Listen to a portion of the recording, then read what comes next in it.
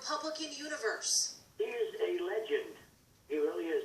Here was a man who walked with kings and influenced nations. Remembering Rush Limbaugh, radio host and conservative giant. I am Rush Limbaugh, America's real anchorman. Partisan, polarizing, and provocative. I'm not controversial, bombastic, outrageous. Limbaugh was all those things, rising to radio fame from a small town in Missouri. After eventually dropping out of college and bouncing between jobs, he landed on the air and never left.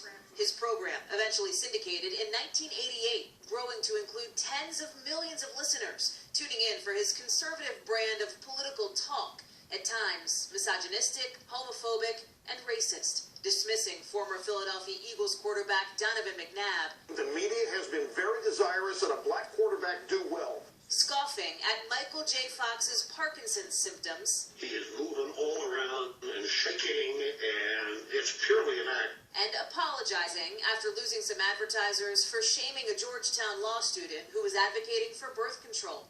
It means you're a slut, right? It means you're a prostitute. He embraced conspiracy theories like birtherism and more recently downplayed COVID when the pandemic first started. The coronavirus is the common cold, folks. All the while relishing his role mocking the media and his political opponents. I have a question for the Democrats. When are you people going to get tired of losing? Limbaugh appearing on Today in 2009. I think I ever cross a line.